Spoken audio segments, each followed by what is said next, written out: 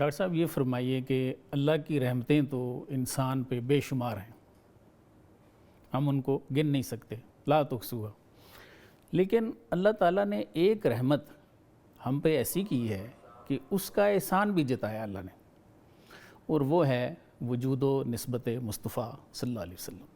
ایسے ہی ہے نا؟ تو اللہ تعالیٰ ان کے بارے میں فرماتے ہیں وما ارسلناک الا رحمۃ للعالمین، کہ ہم نے ان کو بھیجا ہے عالمین کے لیے رحمت بنا کے. تو یہ ارشاد فرمائیے کہ جس نے عالمین پر رحمت کرنی ہے، مجھے ایسے محسوس ہوتا ہے کہ اس کو عالمین کو دیکھنا بھی ہے، وہ ہستی دیکھ نہیں سکتی ہے تو پھر رحمت کرنا مشکل ہے. دیکھنا بھی سمجھ آتا ہے کہ دیکھنا چاہیے، اس ہستی کو عالمین کو جاننا چاہیے، یہ بھی سمجھ آتی ہے، اور عالمین کو نوازنے کی اہلیت جو ہے وہ بھی ان کے پاس ہونی چاہیے. تو یہ ارشاد فرمائیں کہ کیا آپ صلی اللہ علیہ وسلم اپنی ظاہری حیات طیبہ میں اور بعد از وصال بھی وہ رحمت جو ہے وہ دینے پہ قدرت رکھتے ہیں اور نواز رہے ہیں؟ کیا ارشاد فرماتے ہیں؟ اگر اس کمرے میں آپ کو یہ لائٹ لگی ہے، جی، اس کی اہمیت اگر ہم نے سمجھنی ہو جی، تو اس لائٹ کو بند کر دیجئے. ٹھیک. پھر اندھیرے ہمیں بتائیں گے ہاں، کہ اس لائٹ کا، اس روشنی کی حقیقت کیا تھی اور اہمیت کیا تھی. بالکل ٹھیک. اگر ہمیں کسی بھی چیز کی اہمیت کا ادراک کرنا ہو، صحیح. اس چیز کو نفی کر دیں، محروم ہوں گے تو سمجھ آ جائے گی. سمجھ آئے گا کہ یہ اس کا کردار کیا تھا. ٹھیک. اللہ تعالیٰ جب فرما رہے ہیں وَمَا أَرْسَلْنَاكَ إِلَّا رَحْمَةً لِلْعَالَمِينَ، جی، اس آیت کا عربی زبان میں جو مفہوم ہے وہ یہ ہے کہ ہم نے آپ کو صرف اور صرف اگر بھیجا ہے تو اس جہان کے لیے رحمت بنا کے بھیجا ہے. ٹھیک. رحمت دینے والا اللہ ہے، صحیح. بانٹنے والا اللہ ہے، بالکل. اور عطا کرنے والا اللہ ہے. ہر جگہ ہر وقت حاضر الحی القیوم صرف اللہ تعالیٰ کی ذات ہے. صحیح. اللہ تعالیٰ کی اس ذات میں کوئی ان کے ساتھ شریک نہیں ہے، نہ کوئی نبی، نہ کوئی رسول، نہ کوئی انسان، نہ کوئی طاقت، نہ کوئی ادارہ، نہ ہی کوئی حکومت. ٹھیک. لیکن اللہ تعالیٰ جب رسول اللہ صلی اللہ علیہ وسلم کے بارے میں ان کو ارشاد فرما رہے ہیں وَمَا أَرْسَلْنَاكَ إِلَّا رَحْمَةً لِلْعَالَمِينَ، صحیح. تو اسی طرح اب یہاں پہ دیکھیے کہ وقتی طور پہ ہم تصور کر لیتے ہیں کہ رسول اللہ صلی اللہ علیہ وسلم کی تشریف آوری نہیں ہوئی.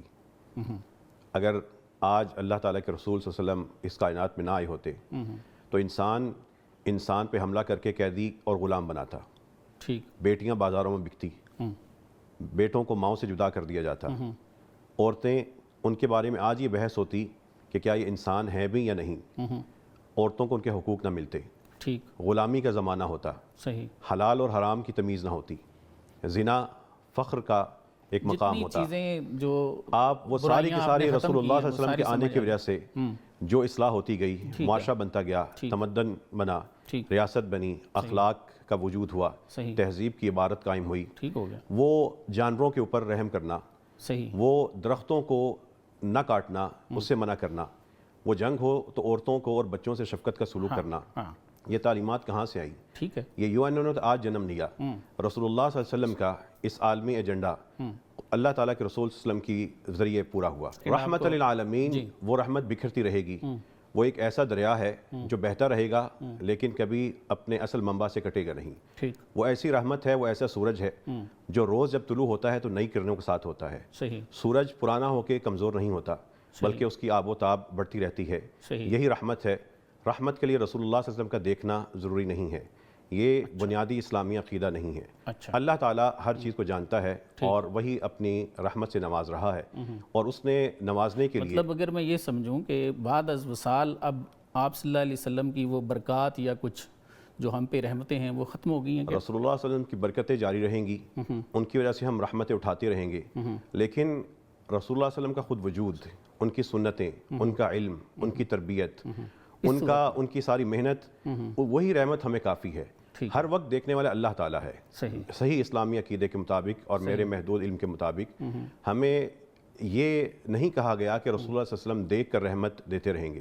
رحمت اللہ تعالیٰ ہی عطا کریں گے، اس لیے کہ رحمان اور رحیم وہ ہیں. دین اسلام کے مختلف امور سے آگہی کے لیے ابھی سنو نیوز کا یوٹیوب چینل سبسکرائب کیجئے اور بیل آئیکن کا بٹن ضرور پریس کیجئے.